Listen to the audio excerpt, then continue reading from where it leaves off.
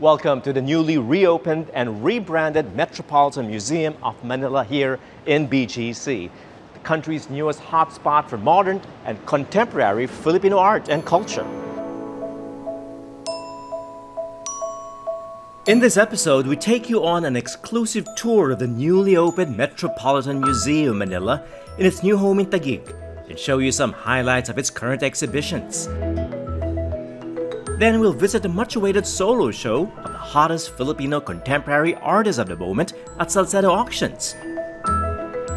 Before heading over to the Conrad Manila's Gallery C to catch the latest creations of sculptor Impi Pilapil.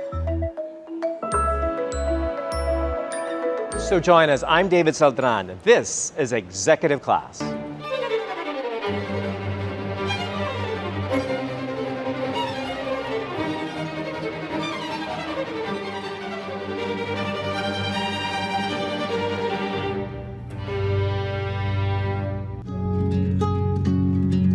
If there's one thing the pandemic has allowed us, it's to rediscover all the best the Philippines has to offer.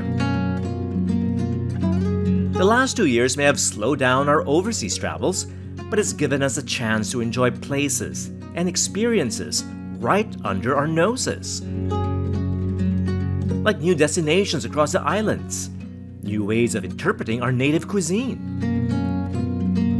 and a newfound love for Filipino heritage and modern and contemporary Filipino art.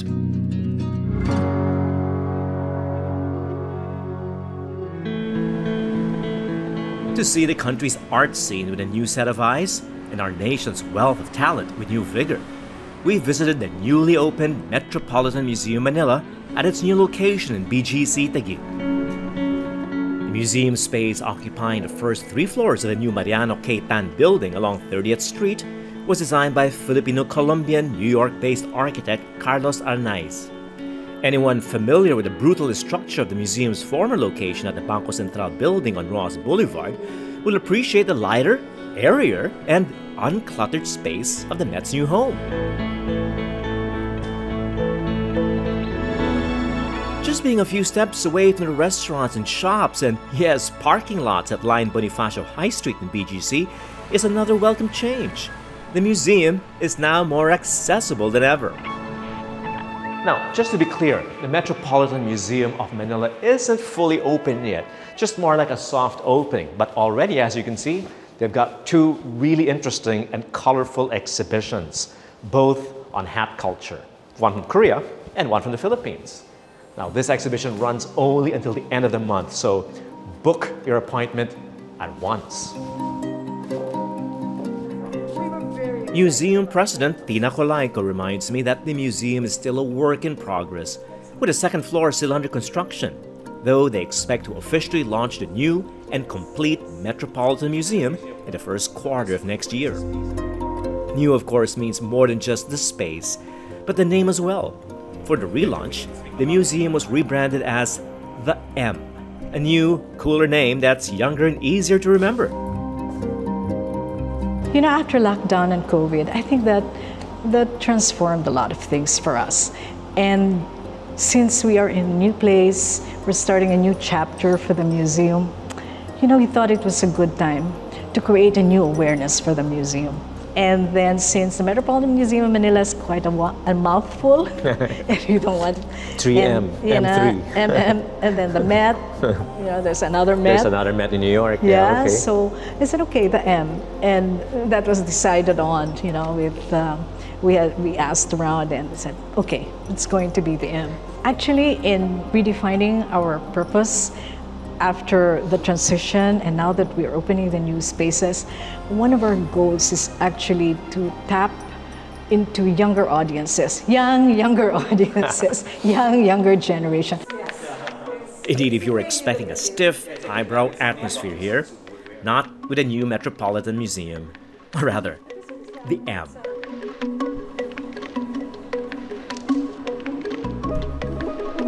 In fact, the first batch of temporary exhibits on the art of headgear and hat culture would appeal to all generations, the young even more so.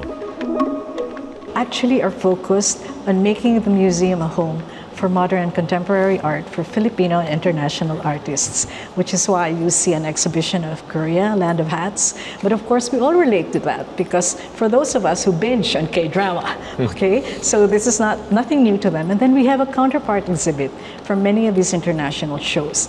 You know, if there is a design show, we show our designers and what they have been doing in relation to what has influenced them or what has inspired them from outside of the Philippines and as well as our local heritage and tradition.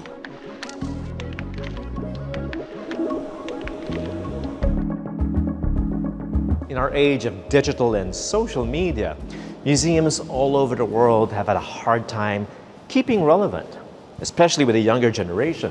Well, it's good to see that the M is extremely Instagrammable, but it's much more than that. With the current exhibition curated by Bambina Olivares, the M goes beyond random visual gimmickry to attract attention and social media likes, and instead uses a thoughtful selection of funky, fanciful, outrageous, and provocative representations of headgear by contemporary Filipino artists, designers, and craftsmen to retrace, rethink, and reimagine hat culture from pre-colonial to postmodern times. If that sounds too serious, then, well, at the very least, the exhibit proves that fine art need not be confined to the four corners of a frame, but can be appreciated in everyday objects, like hats.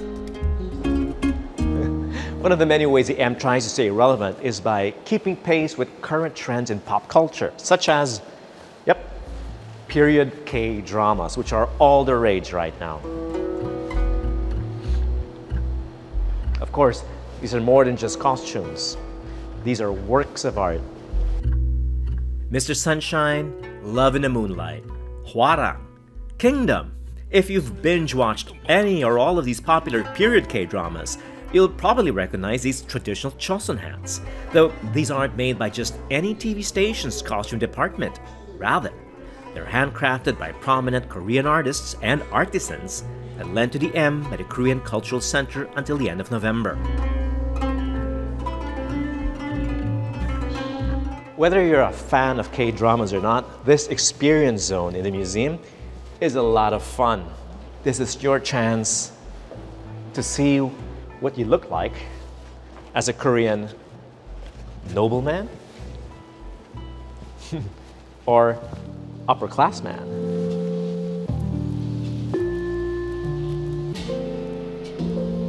Okay, most will probably use this as content for their IG and TikTok accounts, but if that's the only way to start the discussion about the role of fashion in society and how a simple object like a hat reinforces traditional class structures, then that's fine.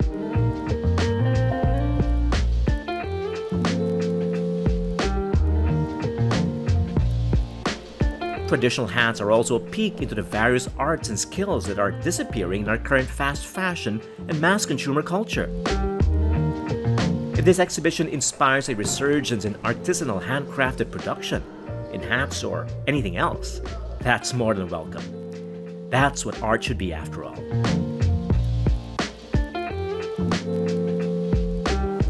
One of the original objectives of the Metropolitan Museum when it was established in 1976 was to showcase international arts and crafts to a local audience. Well, it's good to say that spirit lives on.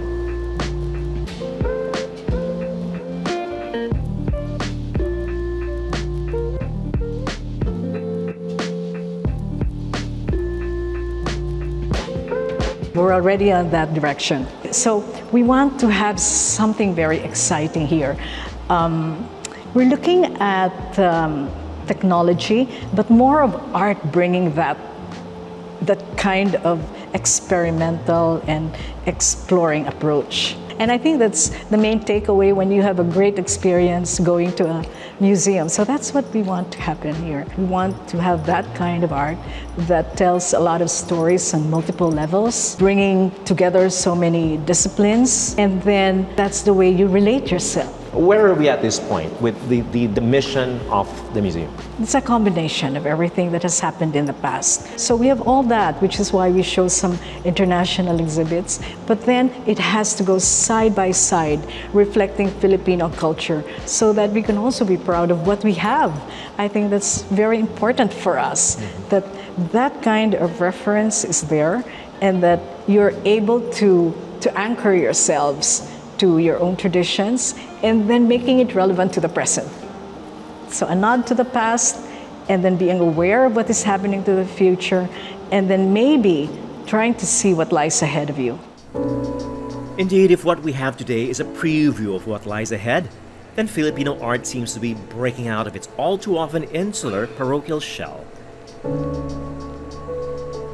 and connecting with a larger global art scene that's increasingly influencing it and loving it in turn.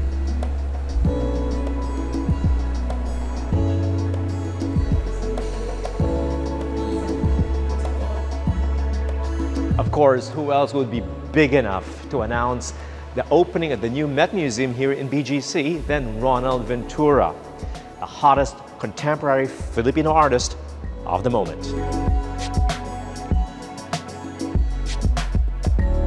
Ventura's eye-catching creations take center stage at the M's Outdoor Art Alley and ground floor exhibition space, a nod no doubt to the Filipino artist's popularity and influence in the contemporary art world. If there's one living artist who can bring in the crowds, both connoisseurs and curious alike, it's Ventura, whose record-breaking run in auction houses and galleries around the world made him a bona fide celebrity with a matching passion for the fast life. When we return after the break, we take a closer look at Ronald Ventura's phenomenal career and phantasmagorical vision, with one of the first to anticipate his rise to fame.